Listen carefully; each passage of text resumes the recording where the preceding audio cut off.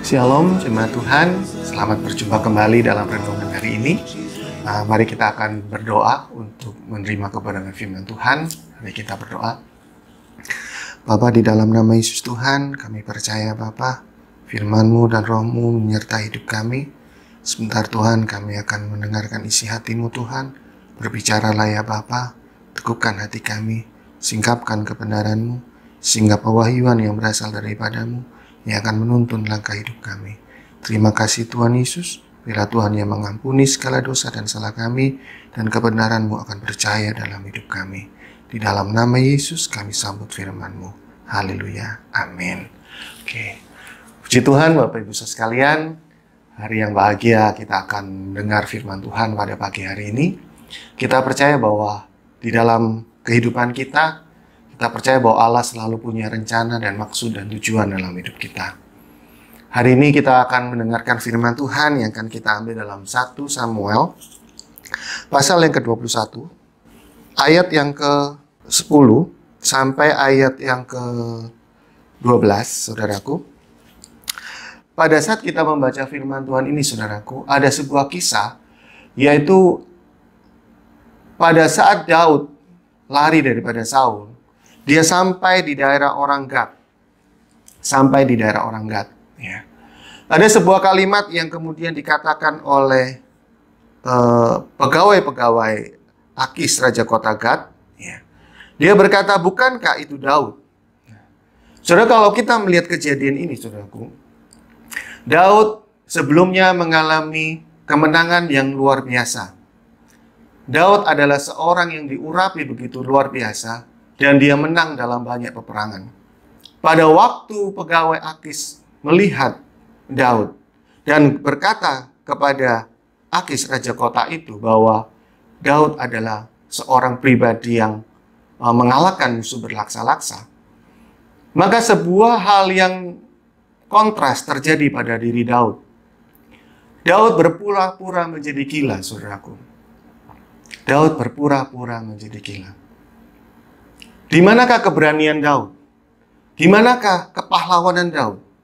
Di manakah sepak terjang Daud pada waktu sebelum bertemu dengan Raja Akis ini? Satu hal yang kontras terjadi.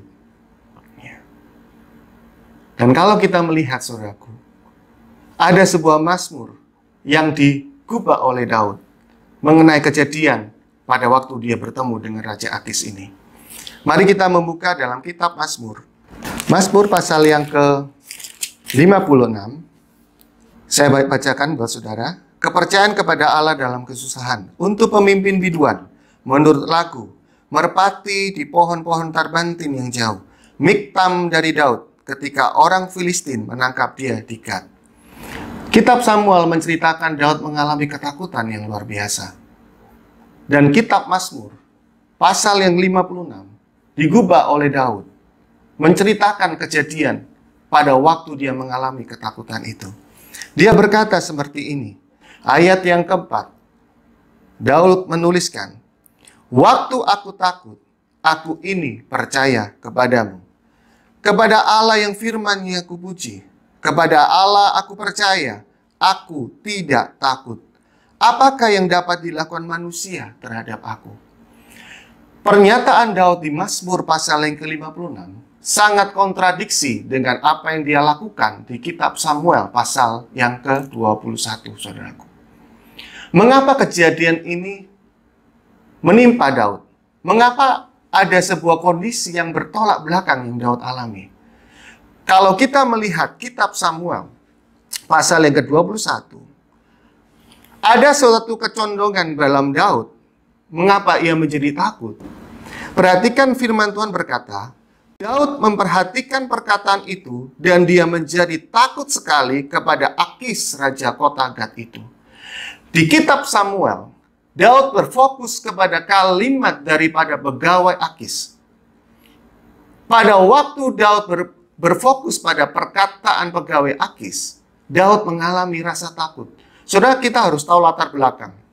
Kenapa Daud mengalami ketakutan di Gad, saudaraku? Karena ada sebuah kejadian di mana Daud mengalahkan Goliat. Goliat adalah orang Gad. Ada sebuah kejadian sebelumnya di mana terjadi peperangan, di mana orang Gad yang waktu itu harusnya mengalami kemenangan, tetapi hari itu mereka mengalami kekalahan karena ada seorang pribadi bernama Daud yang mengalahkan Goliat. Ada suatu kebencian yang besar di orang-orang Gad terhadap Daud.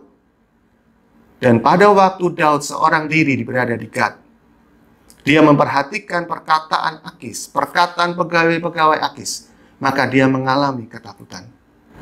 Pada waktu Daud memperhatikan perkataan manusia, maka Daud mengalami ketakutan yang besar. Tetapi pada saat Daud berpaling kepada Allah, dia percaya kepada Tuhan, maka dia mengalami suatu kemenangan yang besar di dalam dirinya. Kenapa manusia mengalami rasa takut? Rasa takut pertama kali terjadi pada diri Adam. Kenapa Adam merasa takut? Karena Adam terpisah dari Allah. Ketakutan pertama kali muncul dari diri manusia adalah pada saat manusia terpisah dari Allah. Pada waktu Daud kembali kepercayaannya kepada Tuhan, pada waktu Daud menaruh harapnya, menaruh hatinya kepada Tuhan, menaruh perkataan Tuhan di dalam hatinya, maka Daud mengalami kepercayaan yang sesungguhnya. Imannya kembali muncul, ketakutannya hilang. Di dalam Mazmur pasal 56, Daud mengatakan di ayat yang ke-4, "Waktu aku takut, aku ini percaya kepadamu. Kepada Allah yang firman-Nya kupuji. Kepada Allah aku percaya, aku tidak takut. Apakah yang dapat dilakukan manusia terhadap aku?" Bahkan di ayat yang ke-11, dia mengatakannya kembali, "Kepada Allah firman-Nya kupuji. Kepada Tuhan firman-Nya kupuji. Kepada Allah aku percaya, aku tidak takut. Apakah yang dapat dilakukan manusia terhadap aku?" Saudaraku, pada waktu kita mengalami ketakutan, ada saatnya di mana kita harus berkata kepada jiwa kita, "Hai jiwaku, pujilah Tuhan. Hai jiwaku, janganlah engkau menjadi takut." Saudaraku, Daud mengatakan sampai 2 kali. Mengapa ayat ini dituliskan? Kenapa gubahan dari Daud ini dituliskan sampai 2 kali? Pengulangan. Memaknakan bahwa ini sesuatu hal yang sangat penting. Pada waktu Daud memperhatikan perkataan dari pegawai Akis, maka dia mengalami ketakutan. Maka dia mengalami suatu kondisi di mana dia harus berpura-pura menjadi orang gila.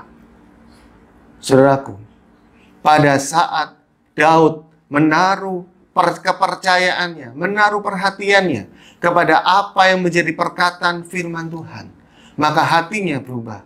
Maka sikap hatinya berubah.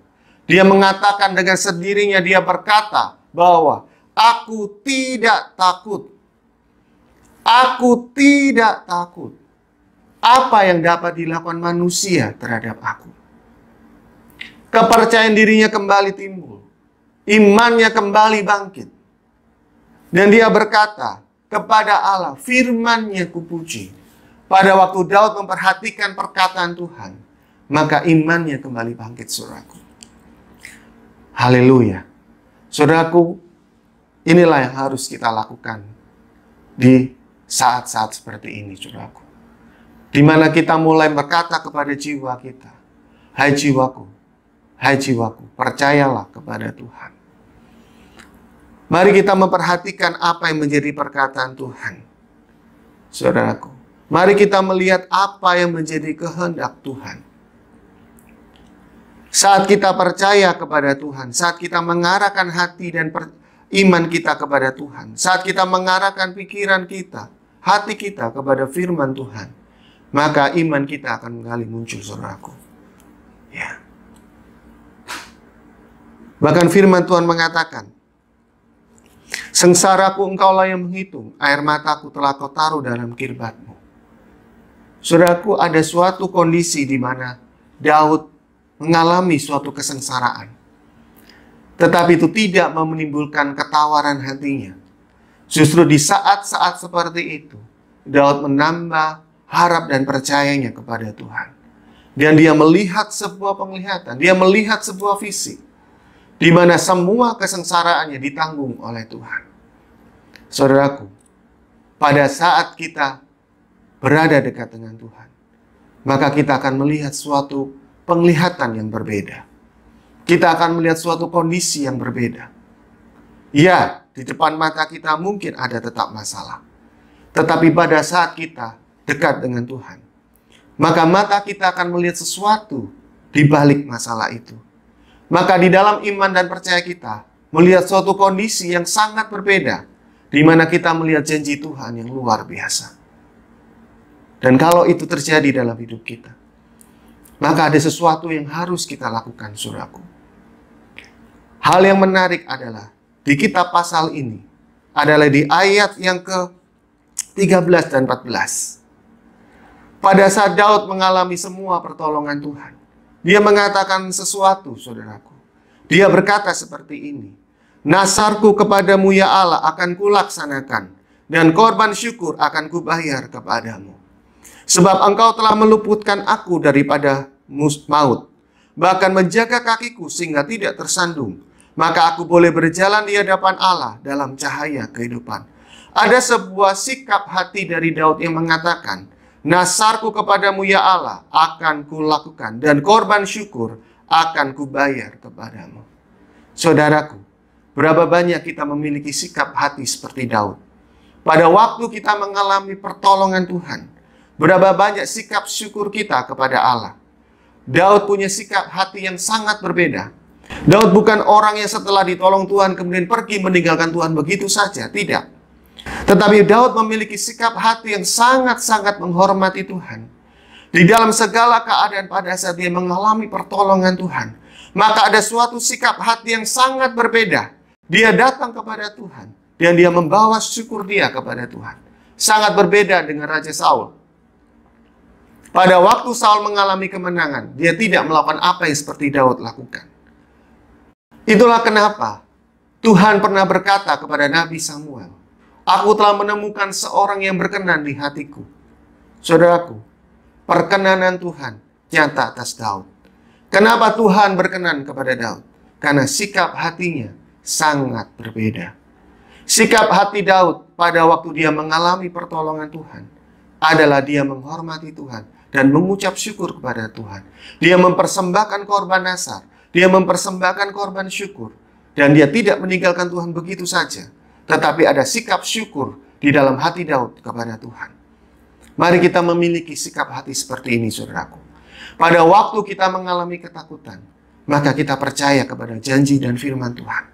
Dan setelah kita ditolong oleh Tuhan, mari kita juga belajar bersyukur kepada Tuhan, menghormati Tuhan, menempatkan Tuhan pada posisinya dan posisi kita sebenarnya, di mana kita mengucapkan syukur kita, nasar kita, korban syukur kita kepada Tuhan Allah semesta alam.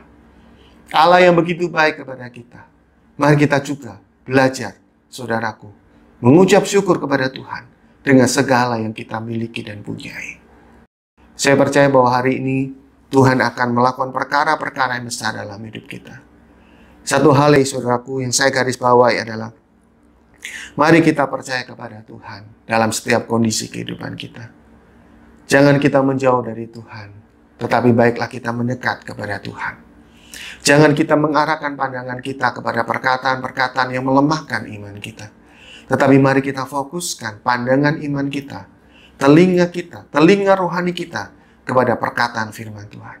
Dan saya percaya firman Tuhan akan membangkitkan iman kita, menjaga kita di dalam cahaya jalan kehidupannya Tuhan. Kita akan berdoa, saudaraku, menurut firman Tuhan yang sudah kita dengar pada hari ini. Mari kita berdoa. Bapa, di dalam nama Yesus Tuhan, kami bersyukur buat anugerah-Mu ya Tuhan. Kalau hari ini Tuhan telah berfirman kepada kami.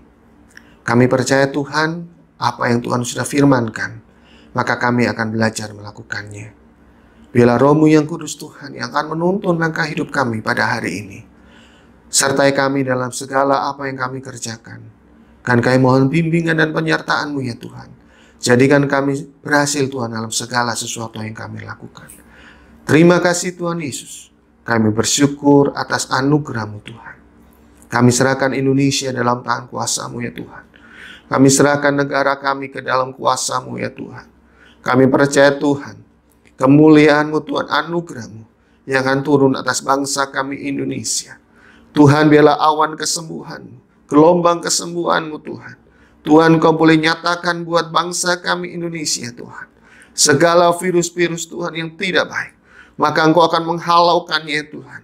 Kami percaya Tuhan, gelombang kesembuhan, hadirat-Mu Tuhan, gelombang pemulihan daripada Tuhan terjadi atas kota dan bangsa kami. Sehingga dimanapun Tuhan akan terjadi kesembuhan yang daripada-Mu Tuhan. Terima kasih Tuhan Yesus, kami percaya anugerah-Mu Tuhan yang menyertai kami. Terima kasih ya Tuhan. Di dalam nama Yesus kami sudah berdoa. Haleluya. Amin. Puji Tuhan, Tuhan Yesus memberkati. Berkat Tuhan menyertai kita semua. Haleluya. Amin.